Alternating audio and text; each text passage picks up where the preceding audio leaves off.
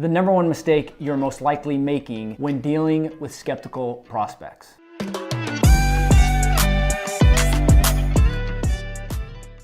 I'm Dr. Dan, I'm a neurostrategist, passionate about the brain, and I'm fired up to help you communicate. In this video, we're talking about dealing with skeptical prospects and how to persuade and influence them every single time. So here's the deal. It's easier than you think, but you're missing a key ingredient. We know this. Trust is at an all-time low. You are dealing with the most cautious, informed, skeptical buyer of all time. We can blame that on Google. We could blame it on Amazon. Throw in impatient. They're also impatient because they can get things at 6 p.m. when they order them at 10. And so this is all caused for you to really know and need to know how to deal with skeptical people. And so you've been going out all wrong, particularly if you've been trying to kill them with facts, data, and logic. I have been guilty of this so much over and over and over again, and that's the first myth. The first myth is that you can help somebody make a choice or a decision through better information. And Daniel Ariely in this book, Predictably Irrational, one of my favorite books, and he talks about the hidden forces that shape our decisions. It's not logic. I'm a guy that would have believed, and I did believe, if I could get enough time with somebody, that I could convince them. In fact, I was at a retreat where I heard this leader talk about utilizing research and evidence to prove to people why they should make a decision. And I that's exactly what I want to do. In my first business, I opened up business that way. I opened up my communication. That's how I communicated. I thought that enough evidence, research, and facts could convince you or could convince prospects, even skeptical ones, that they should make this choice. This was the best decision for them. It was the best way to put their money and their time. And I was unfortunately very wrong. And I'm telling you, you may be wrong on this as well. But when you get this right, everything changes. Here's what you need to know.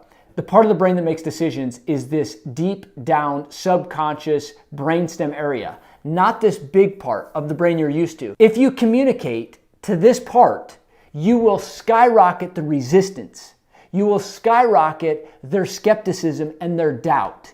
And the way you do that is to present your communication, present your pitch, present your offer through facts, data, logic, evidence, science. It's the worst thing you can do if you're looking to persuade somebody. Because the brain scans show us when you communicate with facts and logic, you communicate to this cortex area, not this area. This is the decision maker. This, no, this, yes. But if you're utilizing facts, data, and logic, you're going here. You don't need to do that. You can't do that, especially with skeptical prospects. The good news is you can bypass that every single time. Number one, agreements and curiosity. Number two, the power of story. So let's break that down. Number one, agreements and curiosity. What does that mean? Well, you have somebody that you come in contact with and you know they're skeptical. You can't resist them. You can't prove to them. You can't say that I've got a better way. That will literally trigger every skeptical cell they have. So you can't go that way. You got to go into agreements. When you agree with a prospect that has a challenge, it takes them back, right? It makes them think, maybe they're not trying to just get me to do their thing. They're willing to hear me out. So you want to be in agreement with them. When they say, I want it this way, you're like, okay, tell me more about that. Okay, do this. Versus, I'm not opposing you. We say, okay, tell me more. So I had a client recently came to me and said, this was the scenario. How would you handle it? My response was, I would ask them questions where they came to that conclusion. How did they get there? I'm not fighting them. I'm saying, that's interesting. Tell me more about that. Even though I know it's wrong or not the way that I want them to look at it, I want them to know I can understand. And so when they know that I care about their certain situation, it changes the game. So number one is you're going to be in agreement with them and be curious. How can you be curious? Asking questions, not seeking to put in information, you're drawing out. Not putting in, not drawing out. I'm not preaching to you, I'm asking. I'm interested in you and your current process. So I'm having agreements and I'm curious. That makes that brain feel at ease. It does not trigger that skeptical pathways. Number two, and most importantly, you need to use the power of story. Remember, facts tell, stories sell. You need to get good at story. Which story? Number one is your story. Number two is your client stories or your testimonies. And so the research, by the way, is crystal clear on this. If you wanted to increase value to your offer, particularly by 38x, which one study showed, then you need to use the power story. by doing one thing, adding story to their communication, increased the value by 38x. They got 38 times the amount of money by just adding story. The other thing it does, it causes a person to remember it 22 times more when it's accompanied with a story.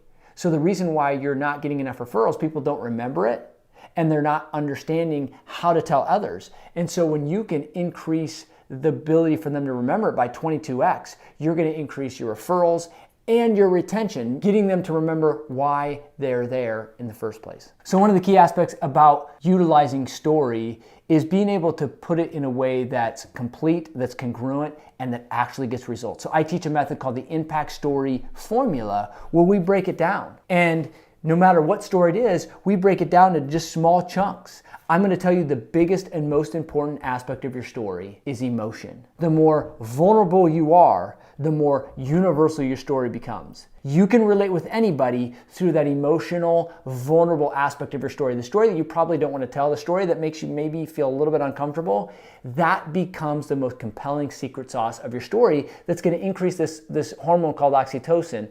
And if you remember back in the day when you had that universal remote, where you could take all your devices and you could program them to be run off of one remote. It was a universal remote. I want you to think about your story. The part of your story that you need to nail is this emotional aspect of your story. Like for me, when I was injured pole vaulting at 16 years old and I went from doctor to doctor to doctor to doctor and nobody had any answers, the most vulnerable aspect of my story is that I thought that I was never going to get better. And I was so sick and tired of hearing doctor after doctor after doctor give me no hope. I was at the bottom rung, knowing that my life would never be what I had imagined it to be. That I was weak, defective, broken down, and was not going to be able to run around a track ever again. And my identity, which was wrapped up in playing sports and being good at athletics, was going to be ripped away from me.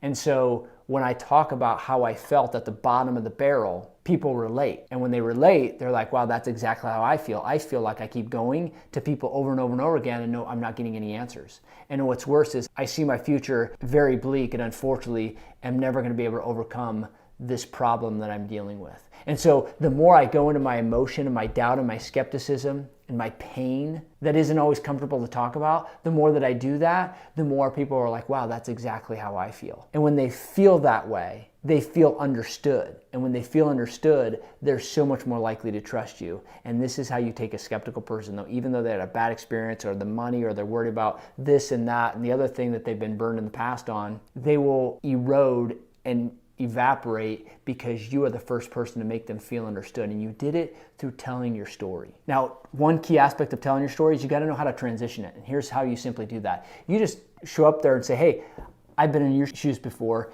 Here's what happened to me. Or you say, listen, I know what got you here. I'm going to take a minute to tell you what got me here, because then you're going to know exactly how you're going to get the results that you deserve.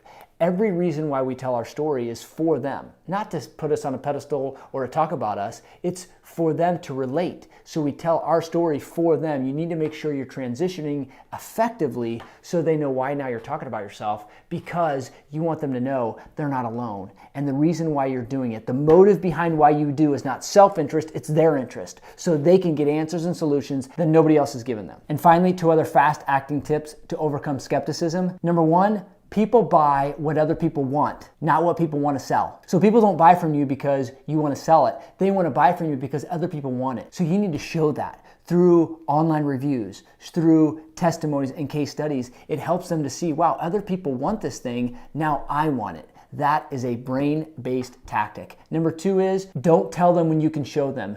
Visual stimuli distort every other sense. So you need to show them if you can show them. If you have a visual, a poster, a pamphlet, a test, something visual you can show them, a video that would allow their brain to see it, because when their brain sees it, it believes it. So there you have it, your takeaway message. You need to own your story, and you need to own the ability to tell stories effectively because of how it influences the brain, and it can take any skeptical prospect and you could have them metaphorically eating from the palms of your hands because you were able to break down the skeptical parts of their brain and literally increase the one hormone that does it all for you, and that's called oxytocin. And when you do this the right way, again, like I said, you will take the most skeptical person and break down those barriers and have them believing and doing everything they thought they would never do. So there it is. If you want more content like this, I enjoy making it for you. Comment, leave a like below. We'll see you on the next one.